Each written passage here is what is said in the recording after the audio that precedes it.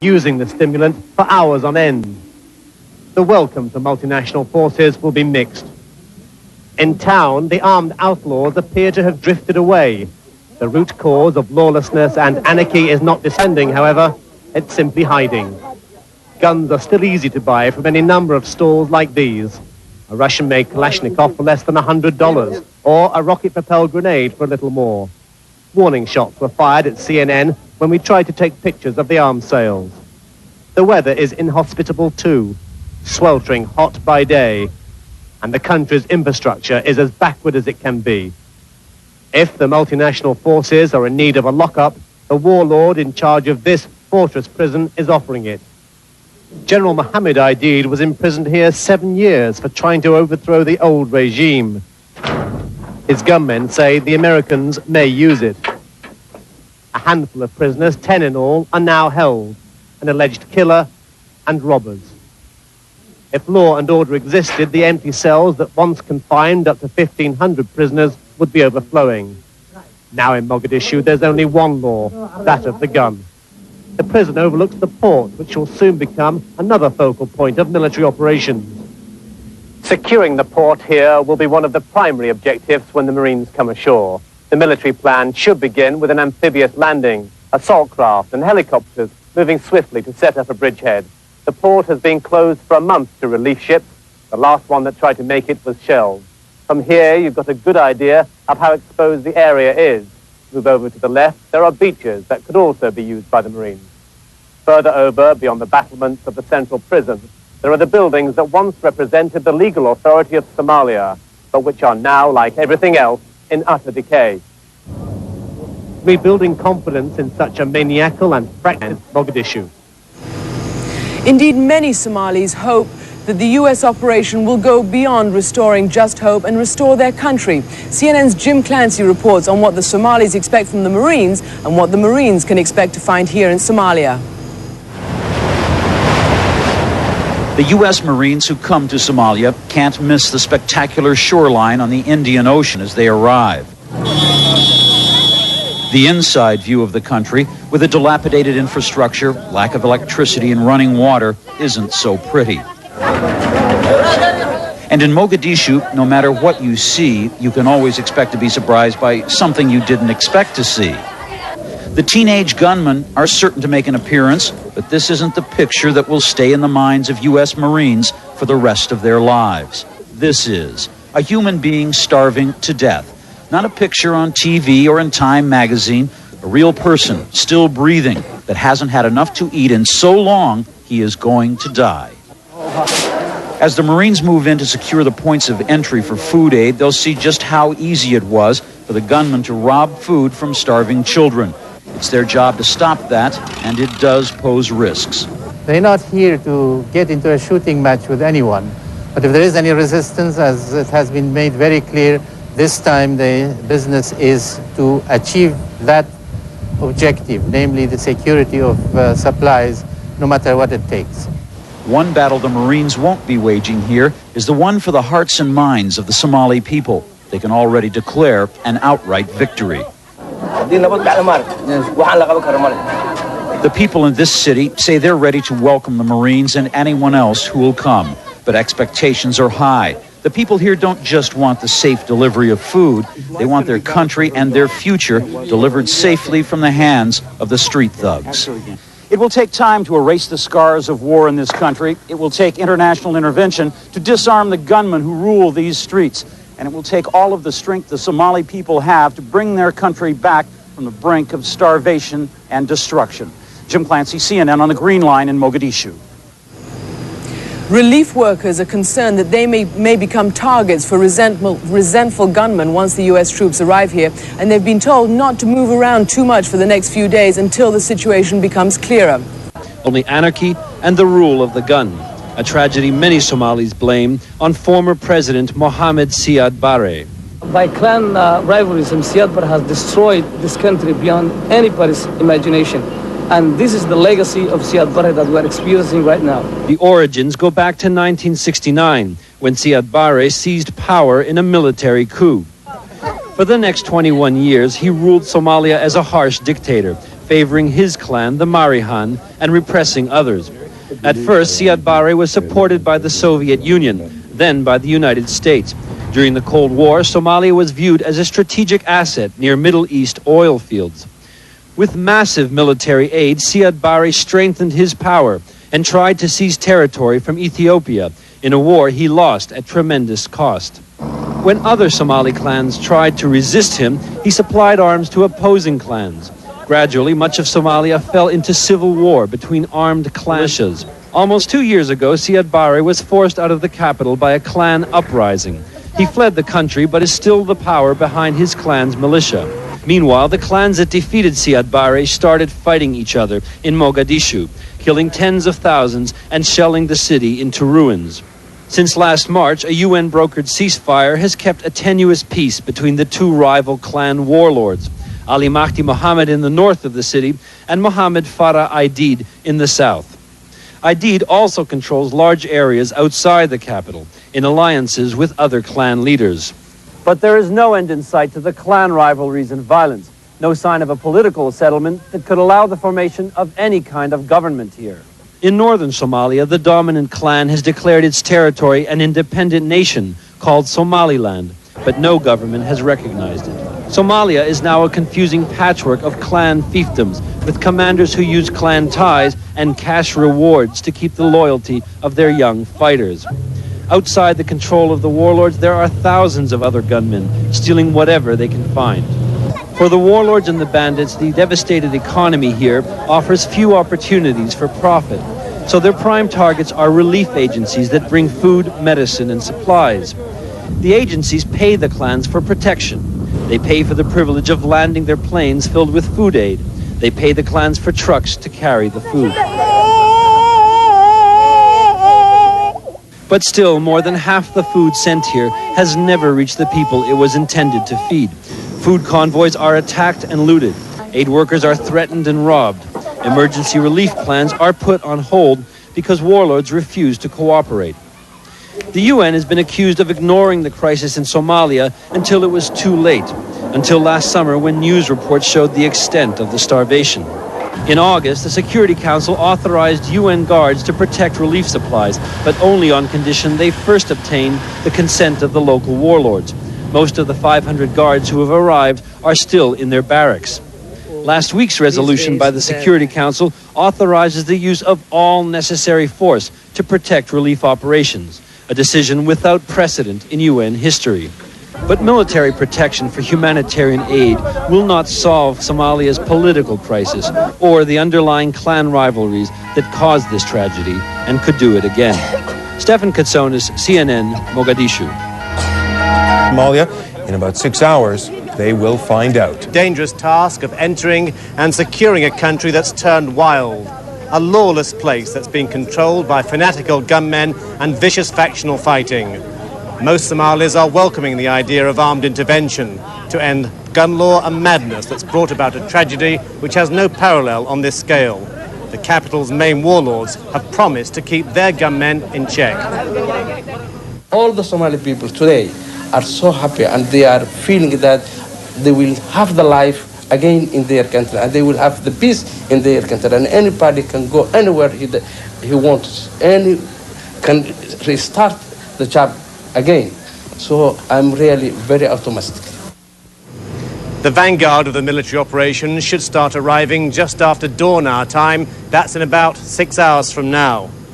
What you should be seeing now is a live night scope shot of the airport that's to become one of the main staging posts for the operation.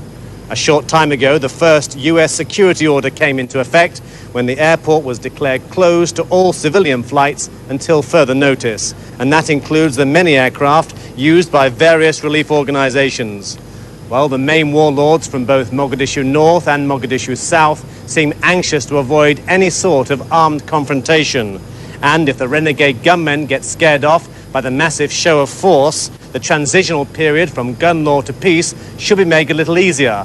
But with a large number of half-crazed young gunmen still at large, don't count on that. It's been a pretty scary day for a number of reasons, with various incidents. A United Nations relief worker was taken and is still held, and CNN was involved in 3 incidents. One of our crews had its equipment taken at gunpoint in an area near the Green Line, but got it back, thankfully. One of our cameramen had a bullet shot at his feet while he was filming.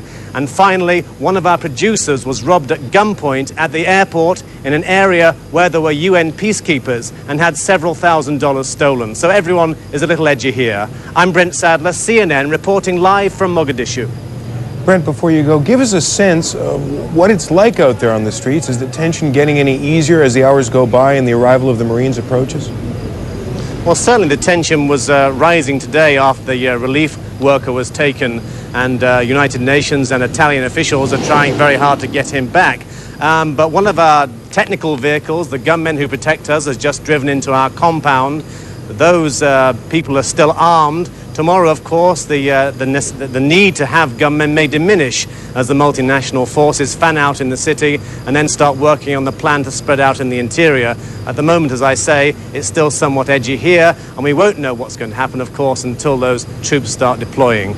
Brent, I gather the gunmen you're talking about are more than just a lawless force. The fact is, according to the reports we're getting, it's a business there. CNN, I am told, is also employing a few of its own. Have I got that right?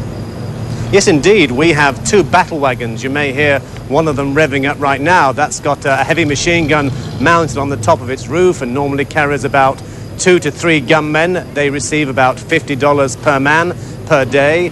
Not only the news networks like CNN, but the relief organizations also have their small private militias to help them, all of us, go about town because of the high levels of danger and the possibility of being shot or robbed or looted. Now, what happens, of course, when the Marines come ashore? What's going to happen to all the various paid gunmen by people like us and other relief organizations? These are just some of the difficulties that have to be worked out, and we await to see what's going to happen. One more question I'm curious about while we have you. You mentioned in your report that the airport is going to be closed. That is, as you mentioned, the very airport that's been the conduit for relief aid coming in. Does this mean that, ironically, when the U.S. Marines and the U.S. Army comes in, the relief is going to stop coming in? Well, the airport closed just a few minutes ago officially. So yes, indeed, that closes to the shipments of food or personnel, relief organization, non-military personnel. But of course, there are other airstrips elsewhere in the country, such as Belatwain in the north and other areas where relief flights technically can still go in and get large amounts of food out to the people who most need it. But these are going to be difficult hours ahead once the operation... Unfolding pretty much how General Colin Powell outlined it a couple of days ago at a Pentagon briefing here in this very room as he drew a map of the airport. Getting that airport in shape is job one so that the massive airlift of U.S. troops and other equipment can begin. You could see as the sun came up, the tarmac of the airport didn't look too bad. We were told that while the airport runway can't support, say, a heavily loaded C-5, one of the bigger Air Force jets, it is good enough to hold some of the smaller planes, C-141 or perhaps even a lightly loaded C-5. So one of the initial jobs will be to get that airport in shape and get some air traffic control. Very early this morning, even before the bulk of this vanguard of Marines came in, they were already laying out some lights to set up a runway lighting system so that the airport could begin a 24-hour-a-day operation. And it's going to take a 24-hour-a-day operation in order to get everything going. We can hear some of the helicopters coming in, and it was interesting also the hovercraft, as we referred to before, the what's called in the Navy the LCAC for a landing craft air cushion, is capable of carrying a lot of equipment very quickly in over the shore. Bernie?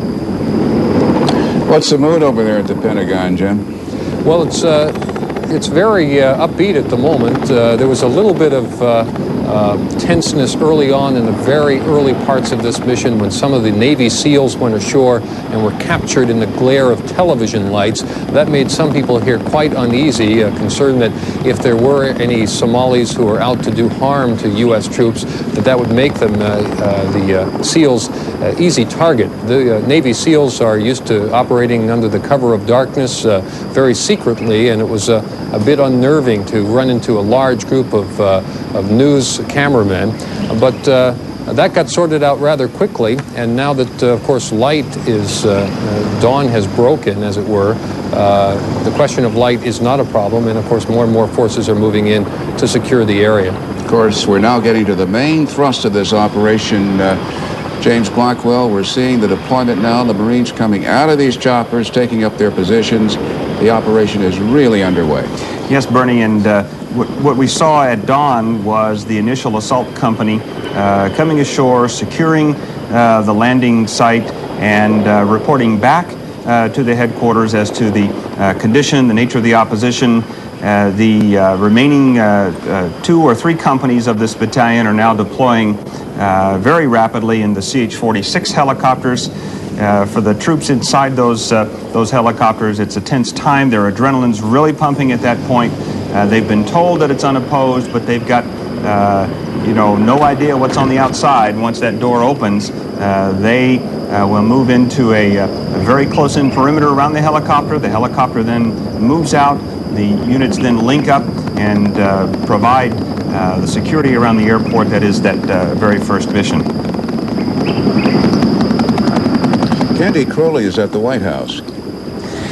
Bernie, it's been a pretty quiet White House today. The president has been largely out of the public eye. He did see some people tonight at a Christmas reception. But about half an hour, 45 minutes ago, we did get the president's first reaction to what's now ongoing in Somalia. He issued a statement under the office of the press secretary, Marlin Fitzwater. In that statement, the president, Marlin Fitzwater wrote, "President Bush is pleased by the success of the initial landing phase of Operation Restore Hope in Somalia. United States forces went ashore at approximately 8:30 p.m. Eastern Time this evening, 4:30 a.m. Somali time. This initial phase will focus on establishing secure airport and port facilities. President Bush will be advised of developments in Somalia on a regular basis by his national security staff in the White House Situation Room." Earlier today, the president spoke by telephone with Ambassador Robert Oakley, our special envoy in Somalia. Ambassador Oakley briefed the president on his meetings with relief agency representatives and Somali factional leaders. Ambassador Oakley indicated that the discussions were encouraging. The president also spoke by phone with United Nations Secretary General Boutros Ghali and discussed with him the latest developments and plans for the humanitarian effort. The president met with his national security advisors around 5 p.m. this afternoon for a final update on the status of the coalition preparations. General Colin Powell, chairman of the Joint Chiefs of Staff, said Operation Restore Hope was on schedule and proceeding well. The response from other nations to join the coalition has been quite positive. Forces from several countries are being integrated into the overall operation. And that, so far as this Somali operation is concerned, is what we have heard from the president through his spokesman Marlin Fitzwater, re-emphasizing, of course, in this statement the diplomatic work that went on before we saw these military operations. That diplomatic work certainly should be given some credit, I would suppose, and will be at some point by the president, for making this so far a no-shoot and no-resistance operation. Bernie? And in Somalia, among our CNN personnel who aren't getting much sleep, who've been awake all night watching this unfold, Christiane Amanpour. Bernie, I just wanted to say, you can see that all these helicopters are coming in. A few minutes ago, you sort of saw sort of an Apocalypse Now kind of helicopter formation with the troop carriers coming in and then going out again.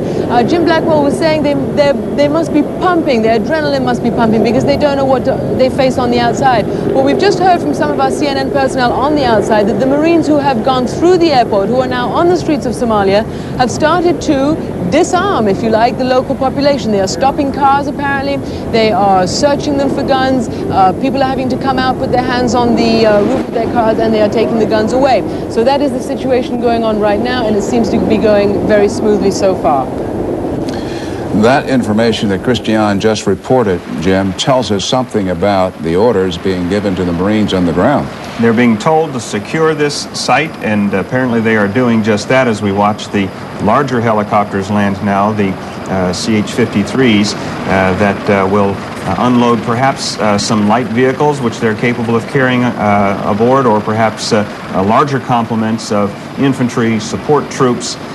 This is not an easy operation. Yeah, there appears to be You know what? I was going to say that was a Jeep, but that appears to be the lighter vehicles that they use for airport operations. That's what that. Those are the light armored vehicles that the Marines use for close-in work. Now, pulling them off the tarmac to stay out of the way of the other incoming choppers. Now, the word that the Marines are beginning to disarm Somalis in the city is interesting. They apparently are taking their orders quite seriously. They're not just going to move in and expect the Somalis to move away. They've taken this mission of securing the airport to heart, and as well as securing the city itself. And I would expect that they're making their way towards the port facility, the seaport, that will be used to bring forward the tens of thousands that are due to arrive later on in this operation. Arriving United States Marines moving out after having choppered in, moving out, getting into formation, fanning out not only at the airport but into the streets, according to our Christian Amanpour. The Marines also have the control tower under control at the Mogadishu airport, and CNN's coverage of the operation, which has been underway for more than an hour, will continue in a moment. Now that was earlier. Right now we're going to take a live picture of the American flag blowing in the breeze in Mogadishu, in downtown Mogadishu. The flag was raised about 5 minutes ago. We're going to show you some videotape of that. This is in downtown Mogadishu. You can see it going up. You can't see who's raising it, but Robert Oakley, apparently the special envoy, reportedly was there for that flag-raising ceremony, the special envoy appointed by President Bush. Again, the U.S. American flag flying over a temporary embassy in downtown Mogadishu, Somalia. Now, a little bit after the Marines arrived and secured the airport, the Operation Restore Hope Task Force Commander Greg Newbold held an interview on the tarmac with CNN's Brent Sadler. Let's take a look at that in replay, and here's what the task force commander had to say. The people of the Mogadishu have been lining the fences around the airport, and they're anxious to see what we are and what we do. And it's kind of a coincidental event. They have been allowed through the fences that have been guarded by the security forces from Somalia, and they're watching the offload of our supplies and equipment onto the beach. I think it'll work out very well, because I think they'll be able to see that what we're doing is bringing in the engineer equipment and the supplies that ultimately will help them. So in a way, it's an unplanned PR exercise? Well, it is certainly unplanned, and you'll be the judge of whether it's a PR coup or not. But we're glad to have them. I would say that with the cooperation of the airport officials, we're hoping at some point to control this, because after all, what we're trying to do is bring in the relief supplies by air and by sea. How soon will that begin? Well, we hope to have the airfield open for flight operations this afternoon. These people might be a problem then, might they? They could be a problem, but fortunately the airport's officials are here. They have assured me that they will not have a problem taking care of it, and we'll clear the runways and be able to bring in the aircraft. In one sense, this makes up for some of the scenes I saw this morning when some of your forces, some of your men had handcuffed with the plastic thongs some Somalis here, and the colonel from the United Nations I saw was most upset and got his penknife out and started cutting them free. What happened there? Well, as you know, we came in under darkness, and we came into a situation that was completely uncertain, and as a matter of fact, with all the potential for catastrophe, violence. We were actually delighted that over the course of this thing, with over 1,000 men landing into an uncertain environment, that the worst thing that we had happen was when some people of uncertain loyalties confronted us. We put plastic handcuffs on, detained them momentarily. We've let them all go, and they're back into the city, where I'm sure they prefer it, and we do too. We must be friends with Americans. Decided that, and we agreed already. Okay, and what about the guns? What will happen with the guns? And we like to be collected all the guns. You will? Well, we like. Because if the guns are not be collected, there will not be. But the work which Americans will do will not be only to food distributors, but to collect all the weapons. Those are some of the sights and sounds of what's...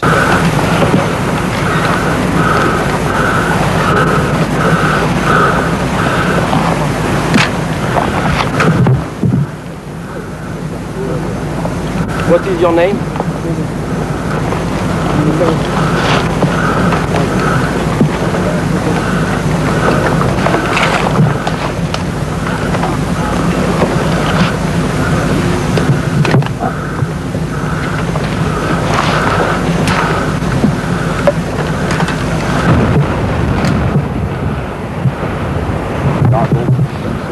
Rifles, and there's also a light machine gun.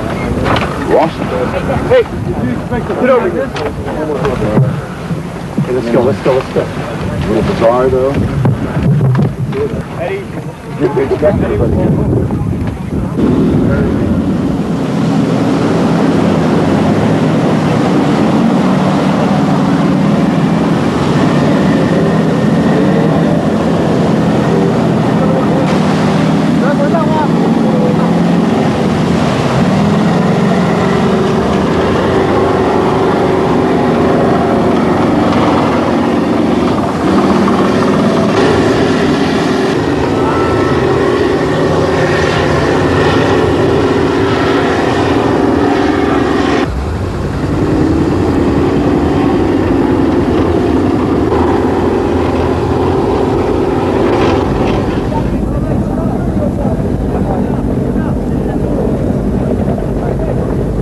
Well, that may very well be true. I can see right now below me at the airport 1, 2, 3, 4, 5, 6, 7 Somalis on the ground, flat on the ground, their arms braced in front of them, Marines walking over them, trying to separate them here. One of them has his leg between two bodies there.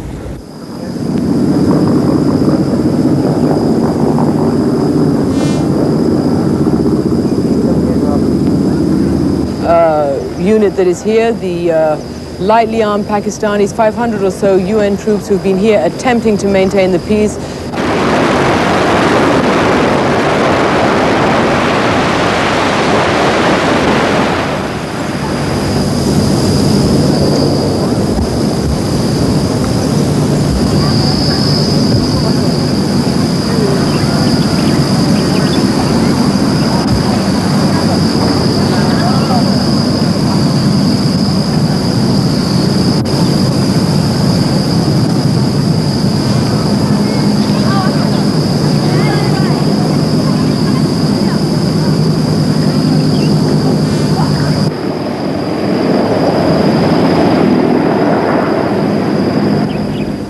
Take the picture. Tell them.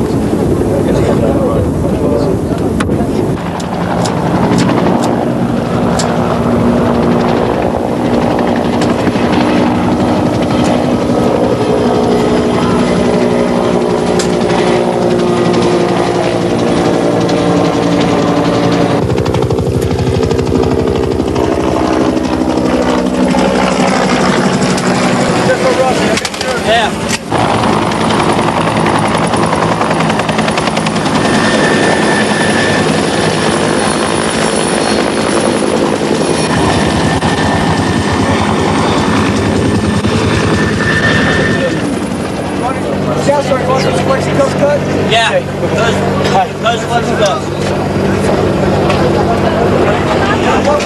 What's it?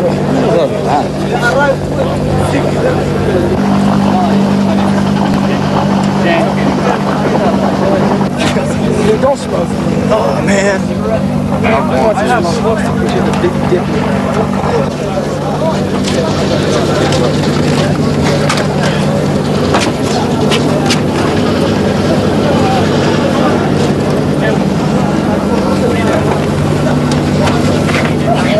Thank you. I'm sorry if I could have you. Yeah, I'm sorry if I could have you scoot back, please.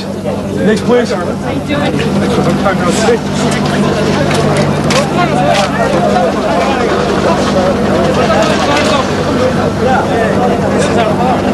Thank you very much. Okay.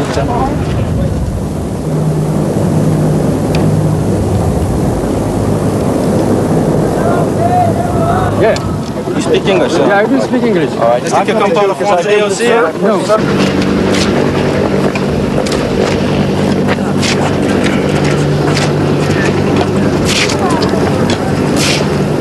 Yeah.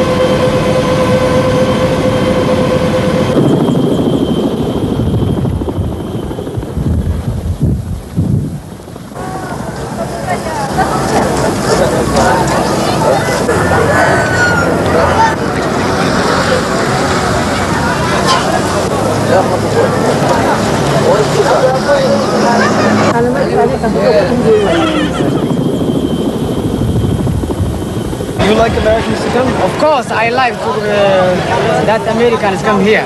Why? Because Americans are going to save our lives. They are not going to interfere our internal affairs, but they are going to save our lives. We are here and dying for starvation and malnutrition. So that is why the Americans are not to see all the human disaster which is going in Somalia.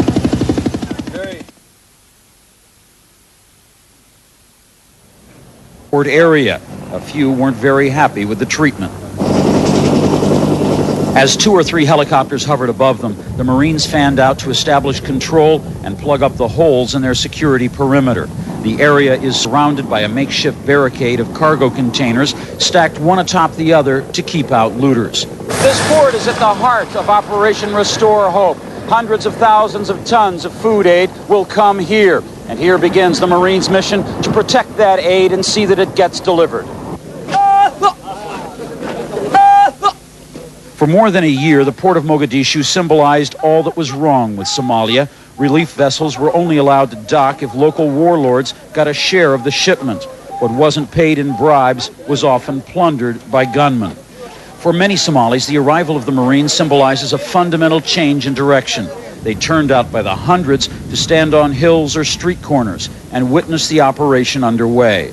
Relief workers say now that the Marines have arrived, they can bring in tens of thousands of tons of food already aboard ships and ready for unloading. Jim Clancy, CNN, at Mogadishu Port. When the first U.S. and camera crews and U.S. soldiers food supplies choked up for weeks. Troops detained dozens of Somalis, although most were quickly released. Next, as many as 36,000 U.S. troops and thousands of others will move into the interior of Somalia. They'll try to make sure that food is safely distributed to famine-stricken areas further inland. Few dozen elite Navy commandos came ashore first near the capital, Mogadishu, in kayaks and rubber boats. They were followed by heavily armed Marines in helicopters and hovercraft. Together, they secured the capital's seaport and airport before moving out into the rest of the city. Having taken Mogadishu, the Marines will then want to secure control of Baidoa, which also has a large airfield. Planes will begin to fly in the bulk of the U.S. troops, 28,000 in all, and small contingents from other countries. Camps will be established at 3 other centers.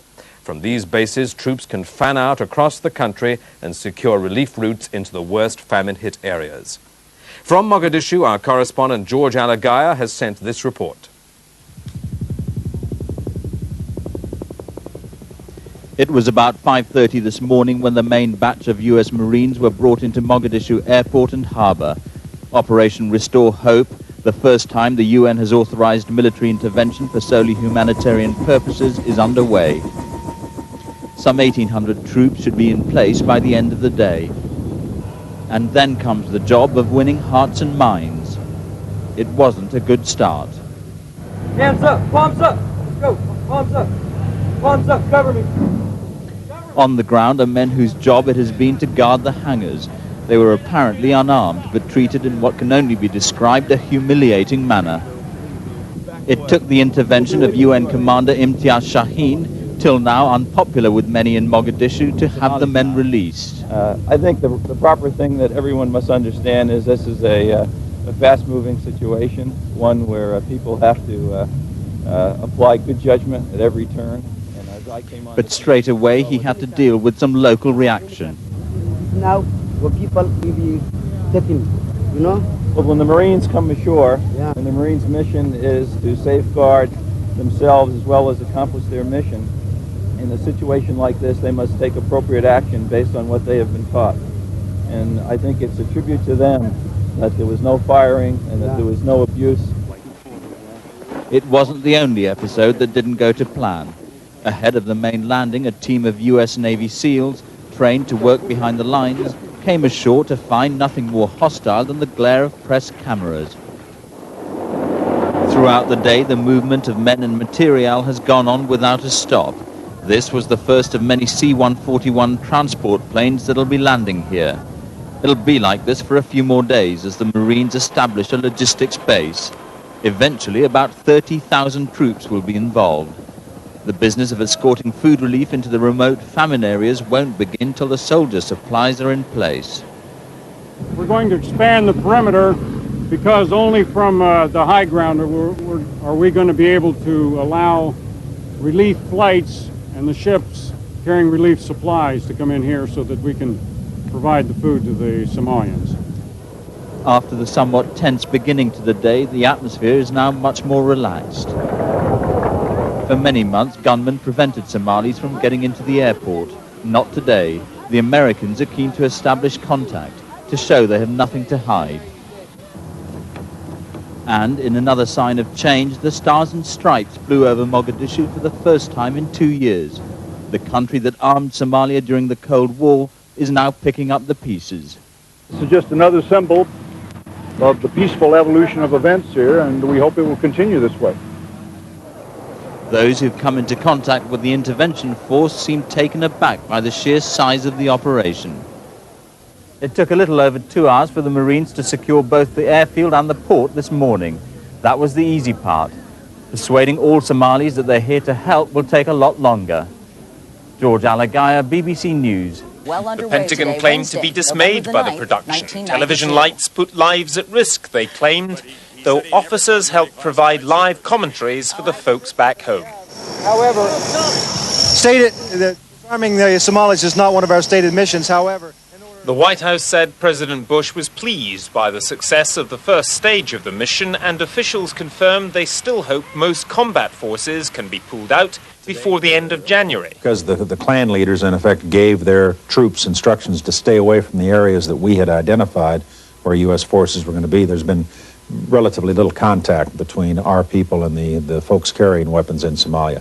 That may change once we spread out into the city, secure the city and the routes out to the more remote areas, and at that point it might be appropriate, for example, for us to begin a program of offering bounties for weapons. We believe that force will also move into 3 towns in the southern part of the country. Other main targets of the mission are the towns of Bardera and Kismayu.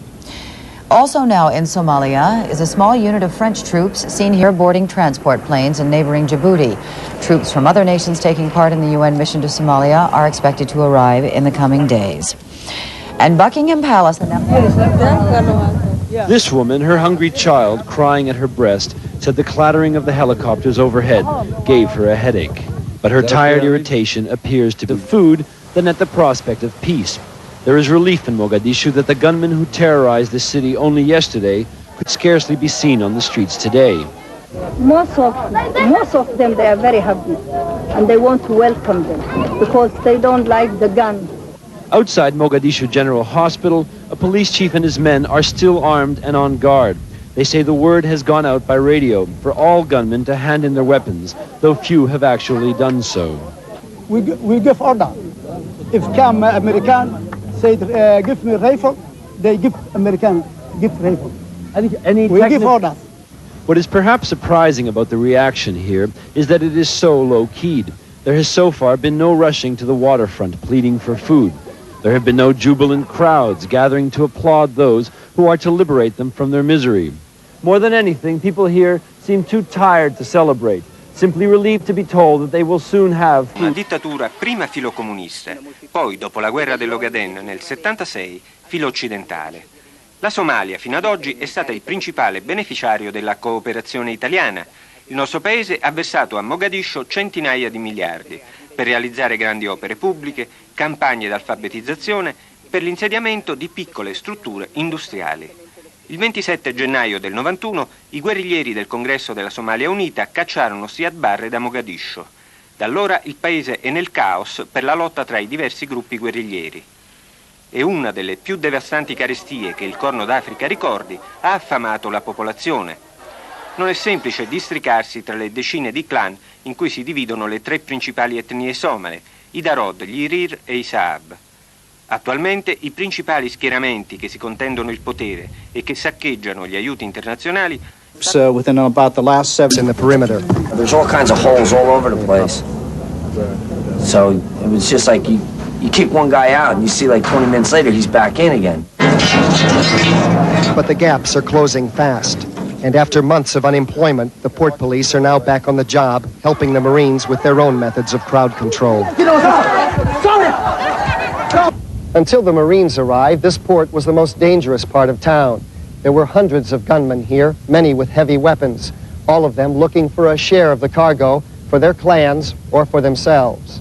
Now, for the first time in 2 years, the port is quiet and empty, with enough security to guarantee there'll be no more looting of relief supplies here.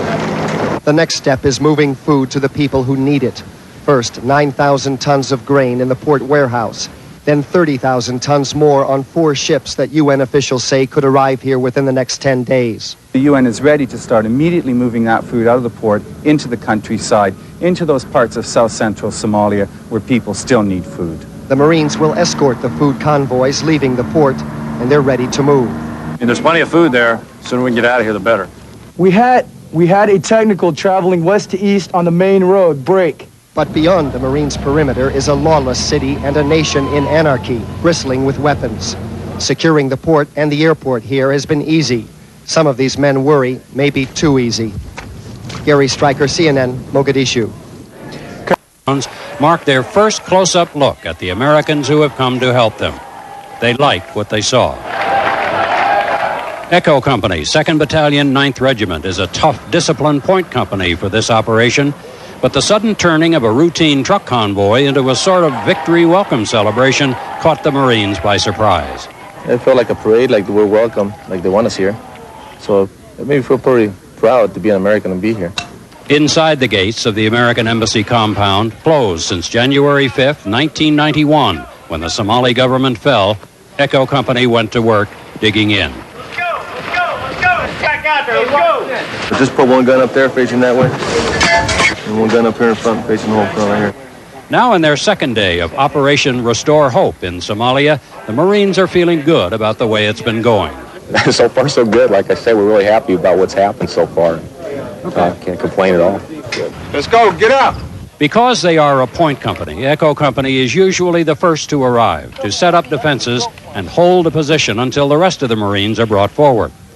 At one point, a villager showed up, only to be politely but firmly told to leave. It is exactly the sort of thing that makes these men nervous. We weren't really sure what it was. Kind of scary for a minute.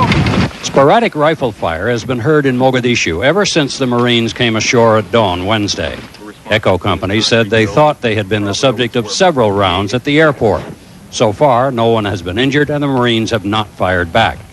At the U.S. Embassy grounds, the Marines hit the deck when a series of quick shots rang out. Get down, get down! Buildings on the compound have been thoroughly looted, and it's clear squatters have lived here for many months. It offers potential snipers good cover, so the Marines were quick to go through them just to make sure. At this point, Echo Company, in the words of one gunnery sergeant, is not even thinking about setting up tents. They will live in the ground and be ready to move out on short notice. The little glitches have not bothered these Marines, and in fact, they're more than a little pleased with the way these first days are turning out in Somalia. Echo Company looks forward to clearing the way to towns and villages outside of Mogadishu so that the work of feeding the... More than an illusion. Guns are here all right, you just can't see them. Aye, senor! This French patrol expected to have a small arsenal of confiscated weapons on their first day out. 40 guns, said the Legionnaire. That's all we got, and they're in terrible condition. They've all been tucked away or driven out of Mogadishu. The battle wagons that once careered across the capital have kept their mountings, but lost the guns. If the military expected people to surrender all their firearms voluntarily, they're wrong. These were at the airport, one mortar tube and less than a score of rifles.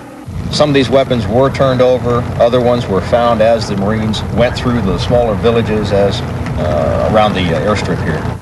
Guns have dominated Somalia's way of life for so long that getting rid of them may be insurmountable unless the multinational troops force people to give them up. A graveyard of rusting weaponry, including tanks and artillery, lie around the capital, remnants of the bitter civil war and strife that's ruined the country. These fighters are loyal to one of the main warlords, General Aidid. They were guarding his headquarters. The general says his men will stay away from the military. Monsoon rains swept through the markets. Until a few hours before the US Marines arrived, there was a brisk trade in gun sales. We secretly filmed Mogadishu's gun market. The goods weren't on open display, but it's still business as usual. Inconspicuous handguns are up in price, machine guns down, reflecting the market's needs. Defenseless citizens want all guns seized. Everyone who has a gun has buried it, says this Somali. They must get all the weapons. It's terrible. You can't imagine, she says. Logically, she's right, as the hospital, if you can call it that, testifies. No electricity, no lights, and no surgeons. The gunshot victims, if they're badly hit, might survive, but probably won't. The almost daily shooting stopped on the first day of the troop landings. But 2 Somalis were killed by French legionnaires, and a UN relief worker was wounded in an earlier incident. Was shot near the UNISOM headquarters here while travelling in a clearly marked UN vehicle. Was shot in the top of the right arm. It severed an artery. The armed threat may be invisible, but it's still there, and Marines guarding the airport treat it seriously. This is rear air security for all the operations going on. Of course, with everything coming across, you got to be able to protect yourself. You might have some civilians trying to come across the airstrip if they see a lot of the food that we have here. Now more of an active deterrent after the first Somali victims fell to French gunfire, the threat of retaliation must have increased. Tying down security in a country where guns are the currency of life will turn into hide and seek, because the fact remains that unless this mission to help stop the humanitarian disaster expands into a way of creating political stability, the weapons will simply reappear. That meeting was arranged by the US Ambassador Robert Oakley and United Nations officials. It lasted just over 4 hours, but it made substantial progress, if not a breakthrough. Both warlords, General Mohammed Farah Aidid and his opposite number Ali Mahdi Mohammed, agreed to a plan that would lead to the disarmament of the technicians, if they agree to go along with that, and a new way to achieve national reconciliation. A short while after the men embraced, which in itself was quite remarkable given that they've spent so much of their time trying to destroy each other, their spokesman gave details of the new peace accord to waiting reporters. It was very cordial, very amiable. Everybody was hugging and enjoying the company of one another. And finally, we reached some agreements. Number 1, immediate and total cessation of hostilities and restoration of unity of the USC. Number 2, immediate and total cessation of all negative propaganda. Number 3, to break the artificial lines in the capital city of Mogadishu. Number 4, all the forces and their technicals should report in their respective designated locations outside the city within the next 48 hours and controlled by a joint committee. Number 5, the already established Reconciliation Committee of the USC should convene their meetings within the next 24 hours. Number 6, we call upon all Somalis throughout the country to seriously engage in cessation of hostilities and join with us for peace and unity of Somalia. In the vicinity of international forces, the military briefer described them. We have completed the port survey, and we have determined that as opposed to 2 vessels, we are now able to offload 1 ship pierside, and that offload is occurring right now, and the offload should take about 4 days. We will cycle the maritime preposition ships in to conduct both pierside and in-stream offloads to speed that process up.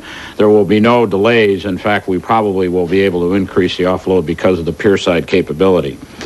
We have also had the arrival of 2 C-130 aircraft from the United Kingdom with 75 personnel attached, and they are going to be assigned to the contingent with the force assigned to provide relief operations, which are now under the aegis of the Combined Task Force Commander, and they will be... The situation seems to be calm in Mogadishu, certainly a vast improvement over just 3 or 4 days ago. Perhaps the most important story, which of course was very heavily covered in the press earlier today, was the agreement between Adid and Almaty and the accord that they signed, the major points of which are listed here. That 7-point agreement bodes extremely well, not only for cooperation and the concentration of the weapons outside Mogadishu, but also, frankly, the fact that these 2 individuals control large groups and large factions throughout Mogadishu, through the Afgoy Bridge area, and rode up to Bali Dogal. We found the road to be in very good condition.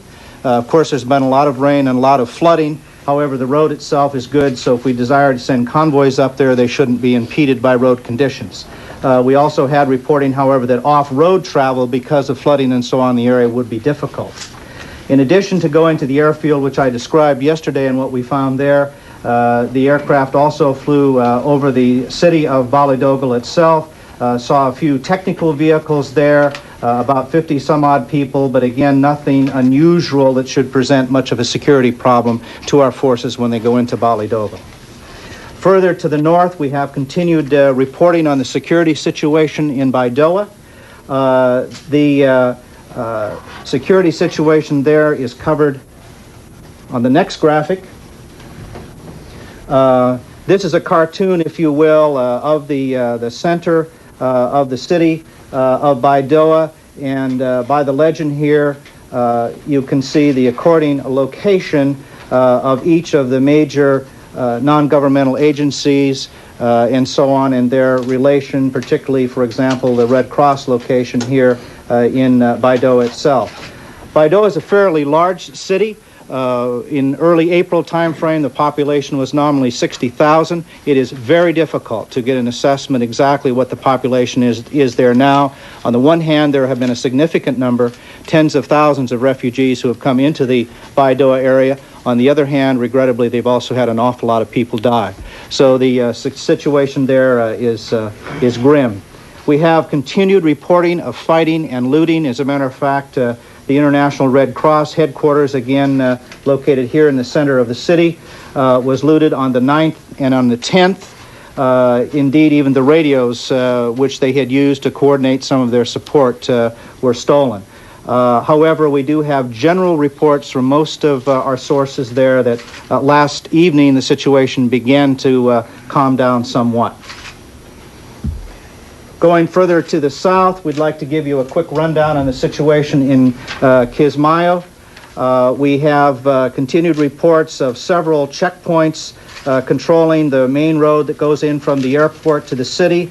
There are several checkpoints along this road in which local faction basically extract, stop truck traffic and so on, and obtain their taxes, if you will, as the truck traffic goes on into Kismayo. The port facility itself, we had a survey there and were able to determine its situation. There are continued reports of factions in the city. Again, one faction trying to gain position over the other.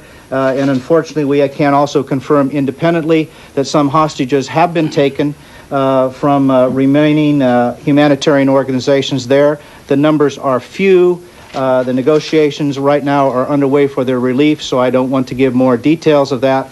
But I would say that unfortunately, this is not an unusual circumstance in Somalia, and we likely will see this kind of activity between the factions as one faction will take a hostage to try to gain a position over another. This could be expected to be continued. I would report, however, that in almost all cases, at least that we are aware, after a few days, either for food or for money, these hostages are released generally and no harm does come to them. But that does characterize the security situation in Kismayo, which is still very... Ali Mahdi Mohammed out of his northern enclave, direct to the U.S. liaison office in the southern half of Mogadishu, controlled by his rival, General Mohammed Farah Aidid. Ali Mahdi would almost certainly have never come here under less protection. Another convoy brought Aidid, and inside, for the first time in more than 2 years, he met Ali Mahdi face-to-face in a meeting requested by U.S. Ambassador Robert Oakley. The mood walking into the meeting was exuberant, for want of a better term. People were smiling, looked very, very happy. Two men from the same clan and the same rebel movement that overthrew former President Siad Barre. Two leaders who then turned their sub-clans on each other, plunging Mogadishu into a bloodbath, killing tens of thousands of people. Since a UN-sponsored ceasefire last March, the city has been divided into hostile northern and southern zones, waiting for a spark to cause another explosion of fighting. The people in this city waited a long time for the two leaders to meet, and when it did happen, it took everyone by surprise. It was very funny to hear about this meeting.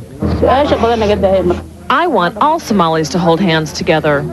The problem is not with the peoples. It's the, it's a political crisis going on to Somalia. The outcome of their 4-hour meeting was even more surprising. An immediate and total end to fighting and negative propaganda. Reunification of Mogadishu.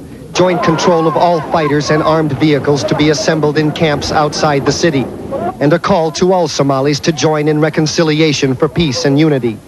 If it holds, this agreement will clear out thousands of gunmen from Mogadishu and other areas, making it much easier for U.S. troops to protect deliveries of food and other relief supplies. And it could be a real beginning of a political settlement. I would like to see a Somalia that have again a government. My baby will be luckier than me because life will be better here now. But Somalis know each other too well to believe the smiles and handshakes have solved Somalia's political crisis. Clan rivalries are deep, and there are many other armed factions controlled by others not represented at this meeting. By bringing these two leaders face to face at last, U.S. diplomacy and military power have given Somalis not only hope of ending starvation. I think there is a substantial difference between them in the fact that one of them was trained as a businessman, which is Ali Mahdi, and the general was first of all a military officer, then he was an ambassador to India, so he was in the diplomatic circles. This is the main, I think, difference between them. Is he brutal? I don't think. Neither of them. And General Aidid? As I knew them. General Aidid, he led the other faction. Is he brutal? I don't think he is. Does he want peace? I think he wants peace. So what do you make of this then today? Is this for real? I hope it's for real, and I'm very optimistic that it is coming to be real because both of them realize the magnitude of destruction that this country is suffering at this moment, particularly of their disagreement. In your country, virtually everyone is armed. Yes. There are maybe more weapons than there are crops, sadly, now in Somalia. And it was said today after this meeting that the United States and the UN really must disarm the people if there is to be peace. How do you feel about that? I think we have to be very cautious about disarmament when it comes. One thing is disarming thugs and looters who are running everywhere and who are killing the people and looting food and taking it from the needy people. Another thing is to disarm the factions which has a regular army under their control. And which do you feel should happen? I think, first of all, the looters should be disarmed immediately as soon as possible. When it comes to the regular army of the factions, I think we have to be very careful because sometimes it's very dangerous to disarm someone who is fighting someone else and is not, the other one is not disarmed. So you may have a genocide which has been caused by disarming simply some faction and not disarming the other faction. So I think it's a matter that should be approached very carefully. And I think what Ambassador Oakley is doing now in Mogadishu is really a very constructive way of not jumping to the problem and simply think of disarmament as simple as it is without giving any credit to the other implications. Let me ask you this. After this brutal fighting over these past years, why are you hopeful that now suddenly these two men and other men, presumably like them, are going to stop fighting and peace can be returned? Well, I think it has been always the character of the person. When you go back to the history, you will see people fighting each other.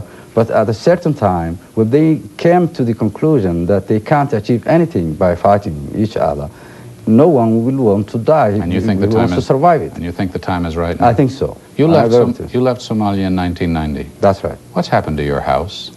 Well, it has been destroyed as every Somali house in the country. So you have nothing left yourself? No, not for myself.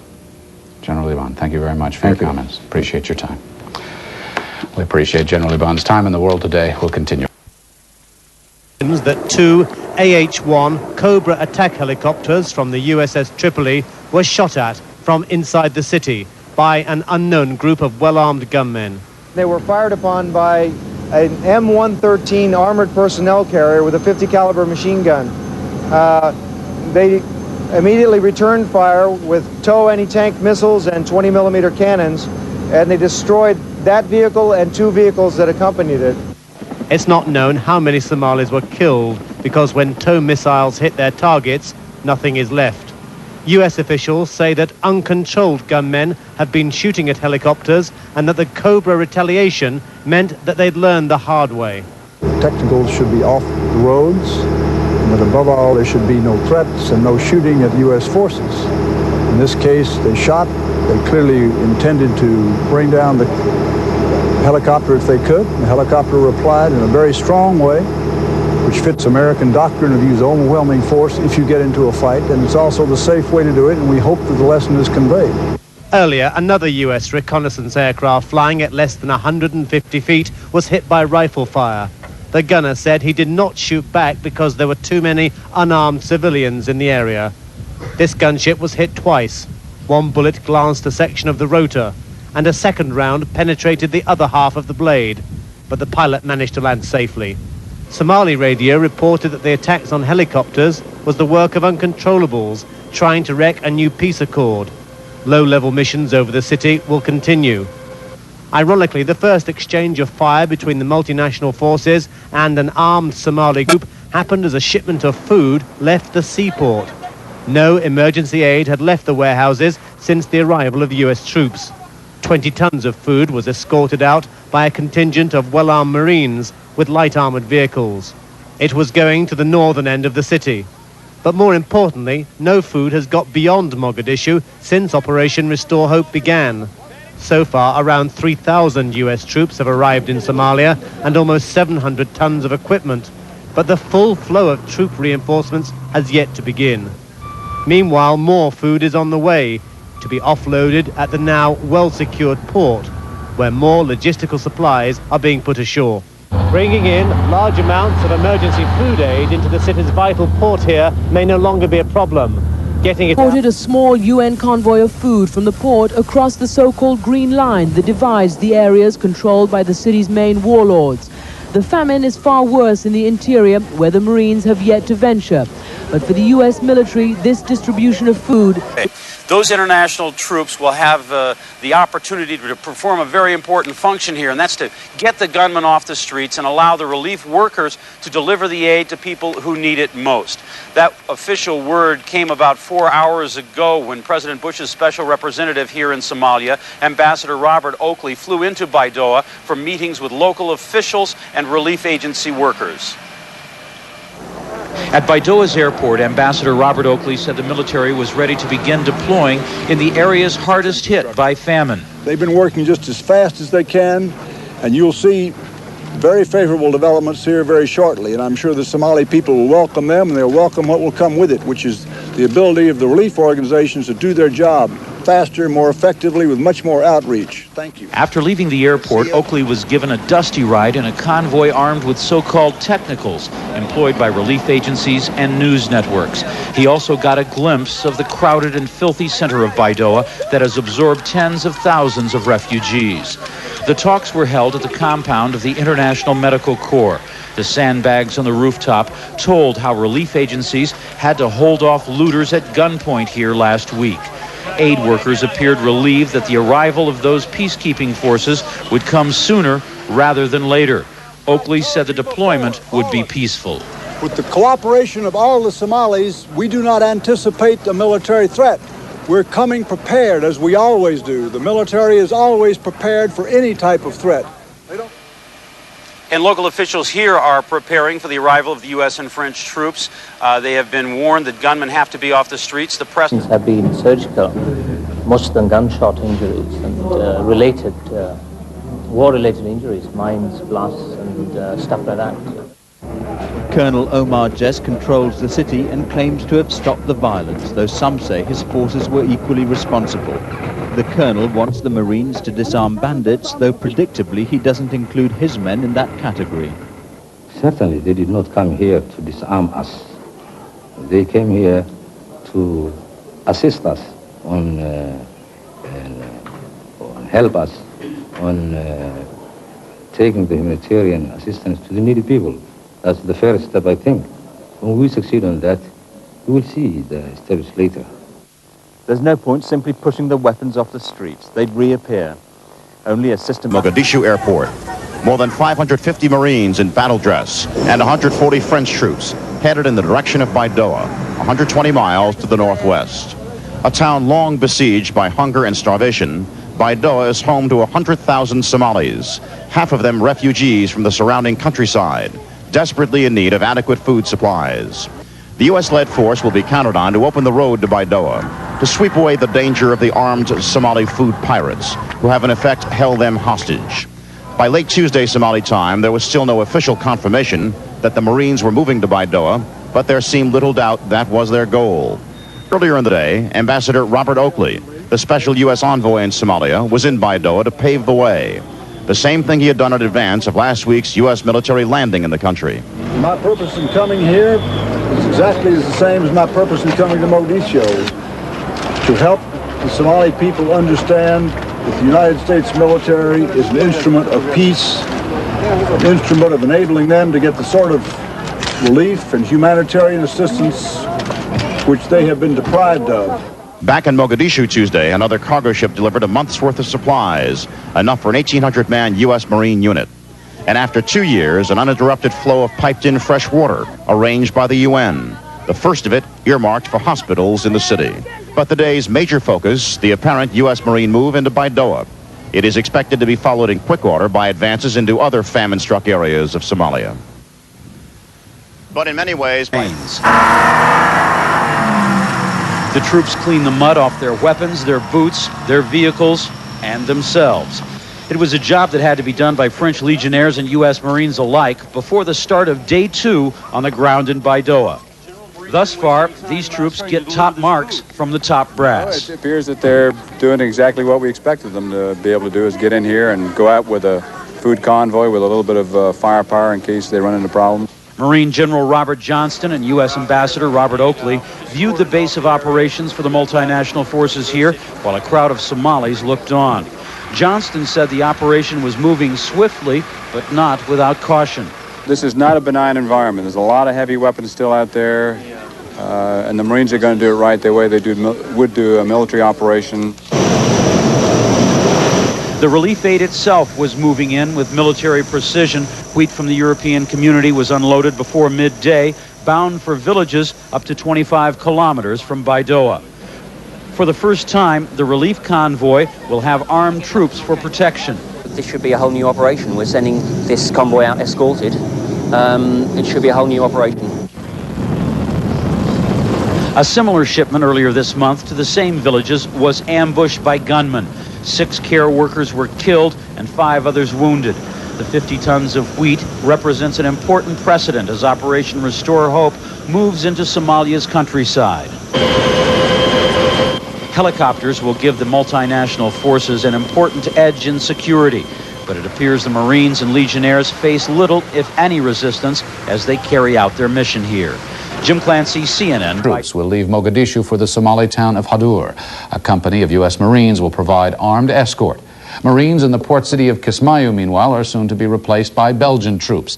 But it could be some time before ground forces reach the Somali town of Bardera.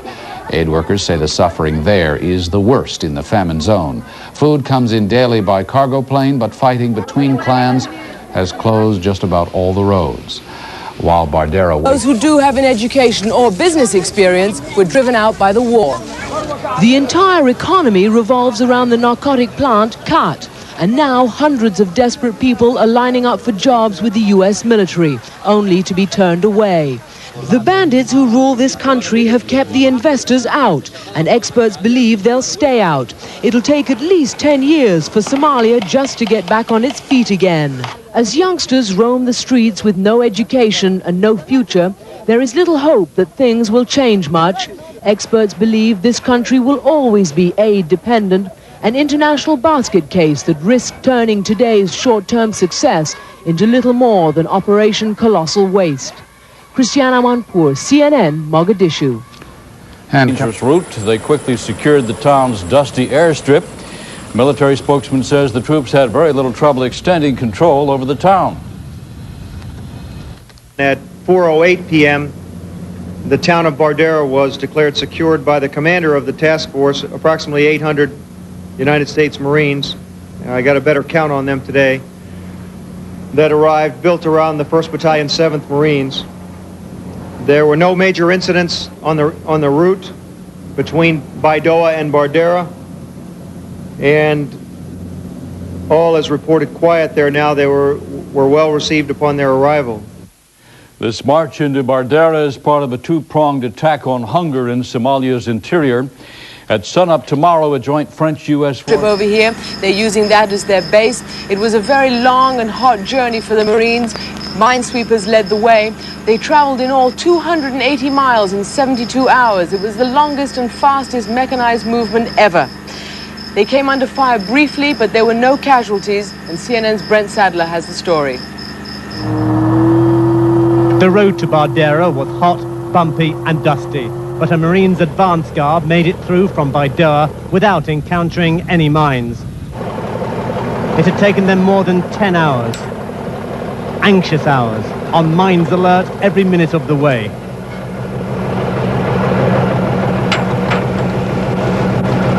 We rigged up a rake, a mine rake on the back of this 510, nothing but a bunch of chains and one of these wheels right here, just to drag in case we straddled it, it would hit it and explode it before these people got to it. Units moved slowly, safely along the dirt track roads leading to Bardera, clearing a safe route for the heavy armor following on behind. Mines had been laid by rival factions during Somalia's 2-year civil war. No one knows for sure where they all are now. The Marines can't be too careful. The main thrust of the heavily armed convoy which left Baidoa followed shortly afterwards, moving first to the perimeter of the town and securing the airstrip. There is some nervousness given yesterday's explosion and first American casualties among the newly arrived U.S. forces. Somalis were taking the latest deployment very much in their stride. The Marines faced no armed resistance and moved rapidly to set up defensive positions around the airport and the entrance to the town. Local clan chiefs have promised to help the military locate and clear mines, a top priority. Opening a route to this town is but one side of the problem. The multinational forces have yet to clear safe passages into outlying areas where food distribution to the starving poses serious problems. Reaction on the streets here has been somewhat muted. As with all these troop deployments, the general Somali reaction is to simply stop and stare at the unfolding events. Brent Sadler, CNN, Bardera. As well as stopping and staring, really. I think every one of our young guys understands that this is why he came in the Corps, to deploy when called. And our young Marines see this mission as certainly one that is needed. And I think for the most part, they're happy to be here to be doing it. This is kind of, talking to some of our young guys as we came in today, this is kind of the Marine Corps' Christmas present to Somalia, and that's the way our young guys look at it as we stand here on Christmas Eve. And tomorrow the Marines will come into town. They're going to meet with the town elders and with the relief agencies to see what they are required to do. This before they really fully begin their real work, which will be reports he still has a force to contend with. Many Somalis call him a war criminal, a cold-blooded killer. U.S. Ambassador Robert Oakley meets with other warlords, but reportedly refuses to meet with him. He's a former general in Somalia's army, a former defense minister, and the son-in-law of former President Siad Barre. Mohammed Saeed Hersi, known by everyone here as General Morgan, is a warlord controlling with his allies a large area of southern Somalia, including Bardera, the latest town in the famine area secured by multinational troops. Morgan denies responsibility for atrocities committed by Somalia's military forces under his command during the civil war in northern Somalia in the 1980s. What you are going to do if you are a commander of that area and they were attacking the government and you had the force. The forces, the mission is to defend the country. I was defending my country. He says the real war criminal in Somalia is his arch-enemy, General Mohammed Farah Aidid, one of the two warlords in Mogadishu who signed a peace agreement this month, an agreement brokered by Ambassador Oakley. Morgan accuses Ambassador Oakley of favoring Aidid and excluding other faction leaders outside Mogadishu. Morgan says he commands 4,000 soldiers and can raise another 10,000 militiamen on short notice. He pledges to cooperate with the multinational force. He says he's already met with U.S. military officers and agreed on a plan to keep his fighters well away from multinational troops deployed in Kismayo. Morgan says he would support a general disarming of all Somali factions. But he faults the U.S. for allowing Aidid to move his forces out of Mogadishu and to launch new attacks in other areas this week. Many Somalis consider Morgan an agent of exiled President Siad Barre, leading the remnants of Somalia's army. Morgan denies all that. I'm not working for the Siad Barre to bring back the power. You don't take orders from him? Well, I don't take the power. There's no order to take it. Morgan says his responsibility now is to defend the ancestral land of his Darod clan, and for that he has widespread support in this region. General Morgan and his allies are still a force to reckon with in this part of Somalia, but they feel sidelined by U.S. diplomacy, and they warn there can be no peace and security here if they're ignored. Gary In Ireland, both Protestant and Catholic leaders react with outrage. There was a French news agency report on Monday that jibed with what many, chaired by UN Secretary General Boutros Boutros-Ghali. The meeting has attracted most factional leaders and is aimed at establishing some kind of national reconciliation, despite the bitterness of Somalia's civil war. Speaking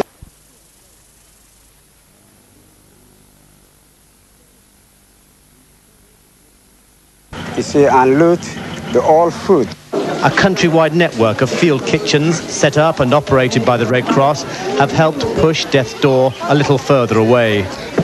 800 kitchens work on the same principle: get food into their hands and into their mouths as often as possible.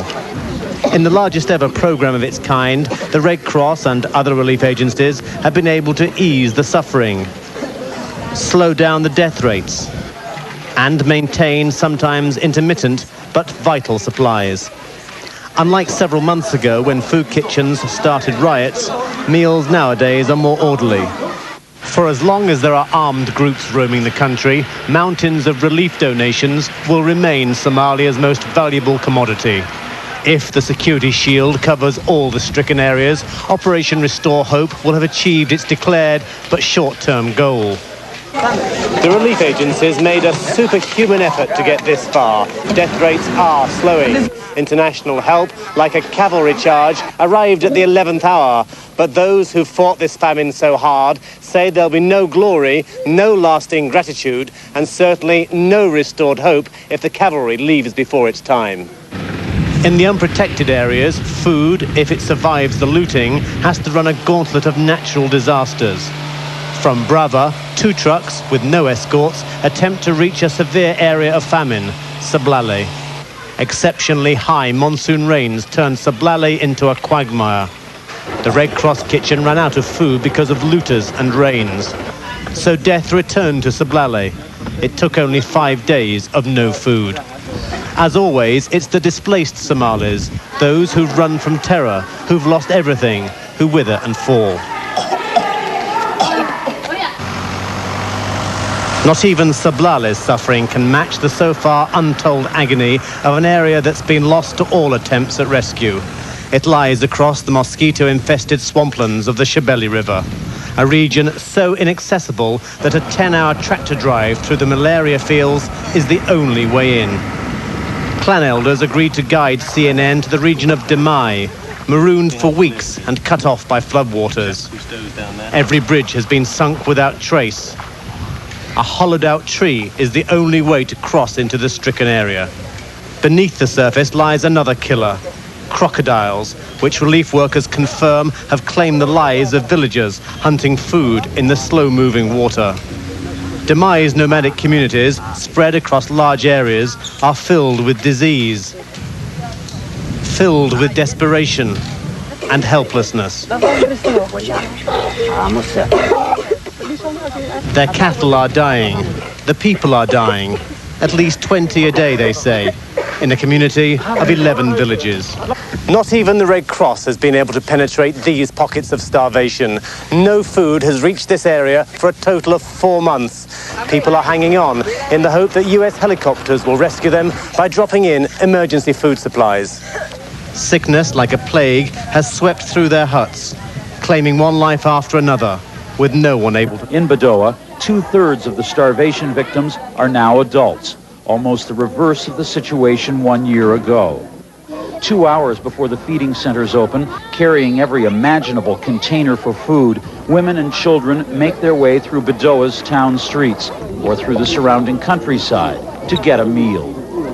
Small children sometimes walk to this care feeding center on their own. Tiny tots who have learned by now that you've got to bring what you need, then stand in line until they serve it up. The mixture of corn, peas, and oil has served the children well. Most appear healthy after only a short time in the program.